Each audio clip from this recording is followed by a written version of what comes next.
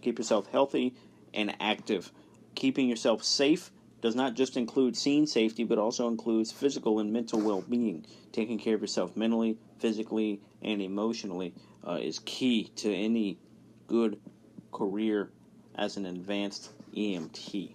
So these are some of the components of wellness: emotional, social, spiritual, occupational, intellectual, physical, and environmental.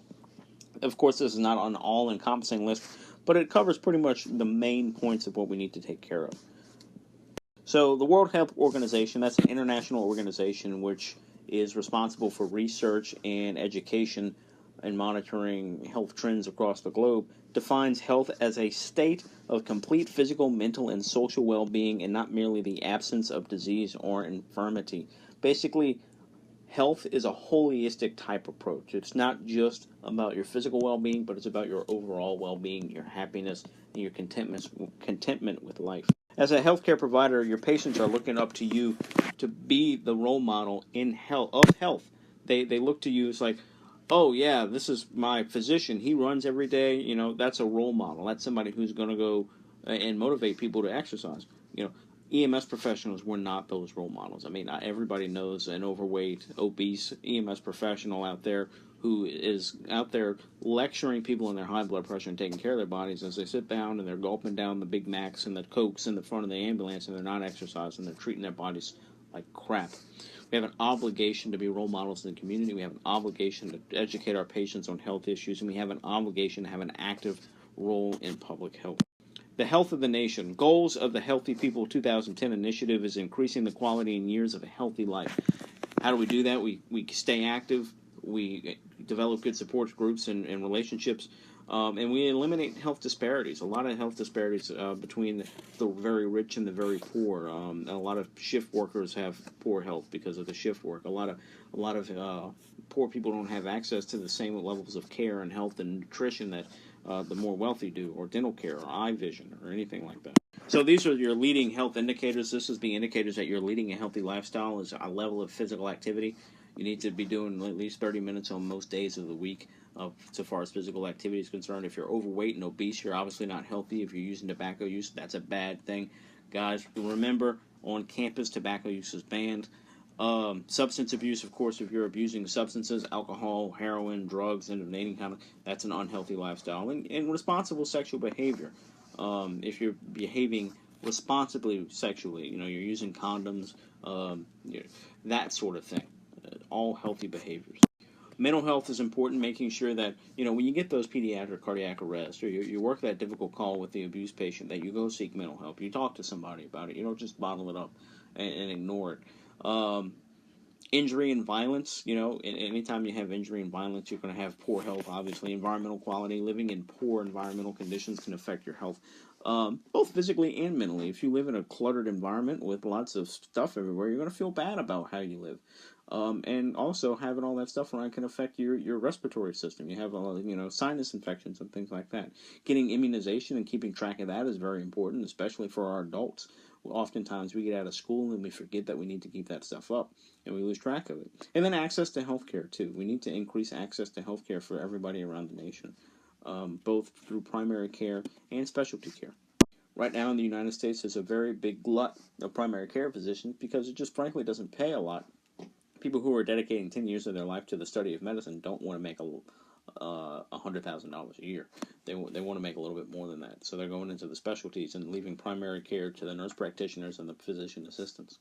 So overall health is determined by a lot of different things. Genetics, environment, our cultural belief system, believe it or not, has a lot to do with it. Level of education. Generally speaking, the higher the level of education and the higher the socioeconomic class, the healthier the person is and the longer that they live. Here's an example of Maslow's hierarchy of needs. At the very base, you have your physiological needs. That's the needs for shelter, food, water. Then you have your safety needs, of course. And you're in an unsafe environment. You're not going to be able to meet those needs. You're going to be very off balance health-wise. Then you need, after that, once you feel safe and secure and you have all your physiological needs met, you're going to have some social needs. You're going to have to interact with your peers and develop support groups. Then you need to have self-esteem needs. You need to take care of yourself mentally, and not be so hard on yourself when you make errors and mistakes. And then once you get to that point, you can self-actualize. That's the ideal plateau of what we want in Maslow's hierarchy of needs. That's where, like a Gandhi type person, Mother Teresa, who's giving back selflessly to their community. Just kind of building on what we just talked about, Maslow's hierarchy of needs goes from the basic level needs to the most complex before each is activated. So if you don't have food and water, then you're not going to go up to the whole safety thing. If you're not feeling safe, then you're not going to go up to the whole social thing. If you're not feeling social, you're never going to get to esteem. And if you never feel good about yourself, you're never going to go out and try and help other people selflessly. Stress and performance is kind of weird. We're constantly under stress in emergency medical services. We have different levels of stress. Stress is basically the body's natural response to stimuli. Here you have a good chart. Stress levels. So you low stress, you become inactive, you're too laid back. There's not enough challenge in your life, so you become a little too just relaxed. Too high, you start to have anxiety, panic, anger. You start to freak out a little bit. We want medium levels of stress in order to stay healthy. It challenges us. It makes us get out of bed in the morning, but it's not so much that it's overwhelming. Demand is a stressor. It's stimulus that produces a stress response. Up to a certain point, actually, stress can improve it. We call that eustress or positive stress. Distress is too much stress. It's unhealthy. It works against us. Some people work better under pressure. Those people are actually responding to what we call the eustress, that positive stress. And that distress is that negative stress that's actually going to hurt our performance.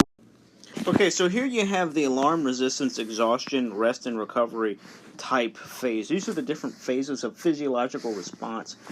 This was created in 1926. It's referred to as the General Adaptation Syndrome, or GAS for short. The initial response to stress is the alarm phase. That's going to prepare your body to respond to a stressor. If an anticipated stressor doesn't materialize, the normal response is for the body to return to a resting state. If the stressor actually does materialize, the next phase we're going to come to is resistance. This involves actively coping with the stressor and repairing damage done by the stressor. Okay, during resistance, your initial physiologic response is going to be brought about in the alarm state. It may return to normal. As long as the stressor continues, though, you're going to alternate between this alarm type state and this resistance type state. This is a problem that we have with cumulative stress type response. We never get to that rest recovery type thing. We're always alternating between alarm resistance and exhaustion. We never rest and we never recovery. We never have that break from these stressors. That's the problem with EMS and high volume services and not getting enough time off and relying so much on overtime. Okay. Of course, once the stressor is removed, ideally we'll come back down to a rest and recovery phase.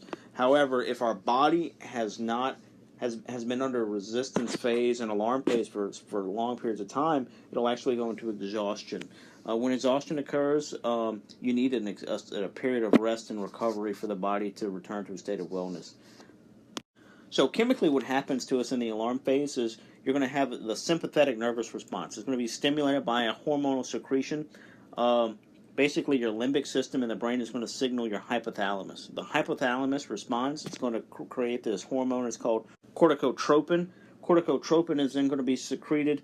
It's also known as CRH. It's going to act on the pituitary gland, more specifically the adjacent anterior pituitary gland. That's going to secrete another hormone called adrenocorticotropic hormone, or ACTH. ACTH then is going to stimulate the adrenal gland to release epinephrine. We're all familiar with epinephrine. Epinephrine, of course, is the main mediator of the sympathetic nervous system. Of course, it causes our fight or flight response, which amps us up and gets us prepared. And it's also going to secrete cortisol. It's going to have a lot of different effects on the body. The cortisol is kind of like a steroid. Okay. If you look down at the bottom on page 36, you can see the chart that it's kind of like a flow chart that helps you to understand a little bit better about this. This EpiDump, it really was beneficial to us back when we all lived out in the wilderness and had to fight lions and stuff, but day to day, we really don't need this epi dump. We really, if our boss yells at us at work, we don't need this epi dump. It's not important. We're not going to go to combat with our boss, but it's with us, and a lot of times it causes us problems and stress on the body without actually doing anything to protect us. Of course, we're immediately going to notice the dump of the epinephrine. You may have sweaty palms, fidgety, jitteriness. You may notice that you have tunnel vision. Your body is also going to secrete the cortisol to maintain homeostasis under normal circumstances. Usually when the level of cortisol rises to a certain level, it signals the hypothalamus to stop producing the CRH. Under significant stress, this regulatory mechanism appears to be overridden, and cortisol production continues. Prolonged exposure to cortisol has negative effects on the body. The immune system suppressed, you wind up with issues with wound healing and tissue maintenance are impaired, blood glucose levels are high, and excess fat gets deposited. You gain weight, all kinds of bad stuff happens. Cortisol can cause you to be fatigued, irritable, anxious, and have problems concentrating with memory and depression. Diabetes actually is linked to high levels of cortisol over time. A lot of your patients who are diabetic find out actually that they're diabetic after a sudden stressor event that increases the cortisol levels in their body. So basically, to kind of summarize, you're going to wind up with, well, I'll continue this on the next slide. To summarize here, you wind up with a stressor event that's going to activate your hypothalamus, which is then going to do it's going to activate your sympathetic nervous system, and it's also going to release CRF, which then releases your ACTH, which then is going to affect your adrenal cortex, which is then going to secrete your stress hormones such as cortisol. Your stress hormones are then going to go into your bloodstream. They're going to affect your relevant organs, and you're going to wind up with that fight or flight response from that. You're also in your sympathetic nervous system. You're going to have your adrenal medulla that's going to give your stress hormone epinephrine. That's going to create that fight or flight response.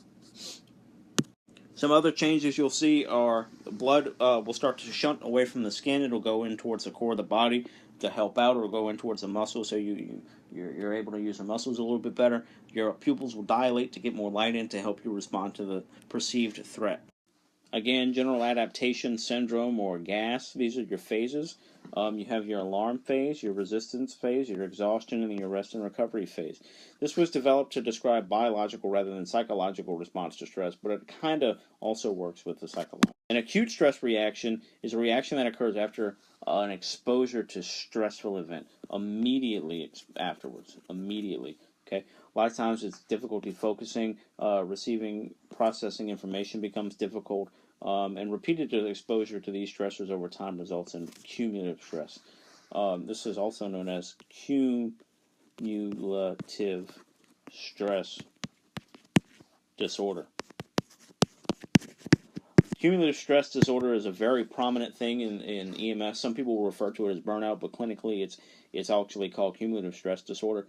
And it has very similar symptoms to that of PTSD: irritability, lack of empathy, aggression, low levels or high levels of anxiety, nightmares, insomnia, things like that. It's very, very common in EMS. And